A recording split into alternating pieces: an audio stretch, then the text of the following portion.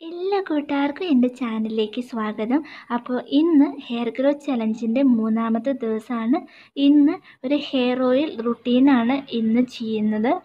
അതായത് സാധാരണ coconut oil എങ്ങനെ അപ്ലൈ ചെയ്യണം എന്നുള്ളതാണ് കാണിച്ചു തരുന്നത്. ഇപ്പോൾ നമ്മുടെ കയ്യിൽ വെർജിൻ കോക്കനട്ട് ഓയിൽ എന്ന് പറയുമ്പോൾ ഉരുക്ക് വെളിച്ചെണ്ണ കയ്യിലുണ്ടെങ്കിൽ അത് ഉപയോഗിച്ചാലും മതി.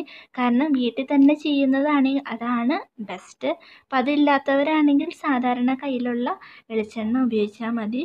നമ്മൾ ഈ കോക്കനട്ട് ഓയിൽ ഏത് ഓയിലിനേക്കാളും നല്ലത് കോക്കനട്ട് ഓയിൽ തന്നെയാണ് മുടിക്ക് അപ്ലൈ ചെയ്ത് കൊടുക്കാനായിട്ട്.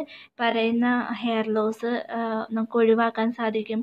അതുപോലെ തന്നെ മുടി നല്ല സ്ട്രോങ് ആയിട്ടൊക്കെ ഇരിക്കാൻ നല്ലത് സാധാരണ കോക്കനട്ട് ഓയിൽ അപ്ലൈ ചെയ്ത് കൊടുക്കുന്നത് തന്നെയാണ്. അതുപോലെ തന്നെ നമ്മൾ കോക്കനട്ട് ഓയിലൊക്കെ അപ്ലൈ ചെയ്ത് കൊടുത്തു കഴിഞ്ഞാൽ ഈ മുടിക്കായ, അതുപോലെ തന്നെ സ്പ്ലിറ്റ് എൻഡ്സ്, ഇതുപോലുള്ള എല്ലാം നമുക്ക് ഒരു പരിധി വരെ നമുക്കത് മാറ്റി നിർത്താനായിട്ട് സാധിക്കും. പിന്നെ ചിലവർ കോക്കനട്ട് ഓയിൽ എന്താ ചെയ്യണമെന്ന് വെച്ചിട്ട് ഒരുപാട് മുടിയിൽ അങ്ങ് അപ്ലൈ ചെയ്ത് ഒത്തിരി അങ്ങ് ഓയിലി ഹെയർ ആയിട്ട് കിടക്കും. അപ്പോൾ അങ്ങനെ ഒത്തിരി ഓയിലി ഹെയർ ആയിട്ട് കിടക്കുകയാണെങ്കിൽ അവർക്ക് മുടി കൊഴിച്ചിൽ കൂടാനായിട്ടുള്ള ചാൻസ് കൂടുതലാണ്.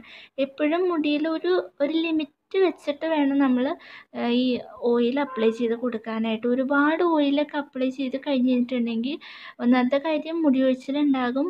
പിന്നെ അത് മാത്രമല്ല, ചിലപ്പോൾ താരൻ വരാനായിട്ടുള്ള ചാൻസ് കൂടുതലാണ്.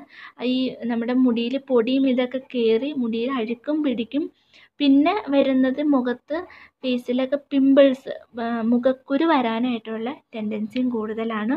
അതുപോലെ തന്നെ ഒരു കാരണവശാലും മുടി ഒത്തിരി ഡ്രൈ ആയിട്ട് വെക്കുകയും ചെയ്യരുത്. ഇപ്പം എൻ്റെ മുടി എന്ന് പറഞ്ഞിട്ടുണ്ടെങ്കിൽ കുറച്ച് ഡ്രൈ ആയിട്ടുള്ള ഹെയർ ആണ്. എന്ന് വെച്ച് ഞാൻ ഒത്തിരി ഡ്രൈ ആയിട്ട് വിടില്ല. എൻ്റെ മുടിയിൽ എപ്പോഴും ഒരു ഓയിലിൻ്റെ അംശം ഉണ്ടാകും. കാരണം ഞാൻ കിടക്കുന്നതിന് മുന്നേ മുടിയിൽ കുറച്ച് ഓയിൽ അപ്ലൈ ചെയ്ത് കൊടുക്കാറുണ്ട്.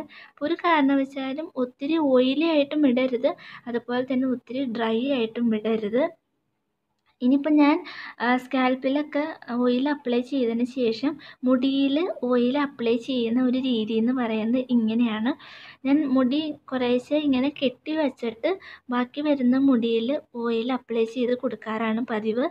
ഇങ്ങനെ ചെയ്തതിന് ശേഷം വേണമെങ്കിൽ നമ്മൾ ചീപ്പ് ഉപയോഗിച്ച് മുടി ചീകി കൊടുക്കുകയാണെന്നുണ്ടെങ്കിൽ മുടിയുടെ എല്ലാ ഭാഗത്തേക്കും ഒരുപോലെ ഓയിൽ എത്താനായിട്ട് നല്ലതാണ്. നമ്മൾ സാധാരണ കോക്കനട്ട് ഓയിൽ വീട്ടിലുള്ളവരാണെങ്കിൽ അത് നമ്മൾ വീട്ടിൽ തന്നെ ചെയ്ത് മുടിയിൽ അപ്ലൈ ചെയ്യണതാണ് നല്ലത്. അതാകുമ്പോൾ ഈ പറയുന്ന കെമിക്കലും കാര്യങ്ങളും ഒന്നും തന്നെ വെളിച്ചെണ്ണയിലൊന്നും ഉണ്ടാവുകയില്ല. മുടി കൊഴിച്ചിലൊക്കെ മാറ്റാനും എല്ലാത്തിനും നല്ലതുമാണ്. ഇനി നമ്മളിത് അപ്ലൈ ചെയ്തിട്ട് ഒരു 15 മിനിറ്റ് വെയിറ്റ് ചെയ്തിട്ട് വേണം നമ്മൾ ഹെയർ വാഷ് ചെയ്ത് കളയാനായിട്ട്. ഉടനെ തന്നെ പോയി മുടി കഴുകി കളയരുത്.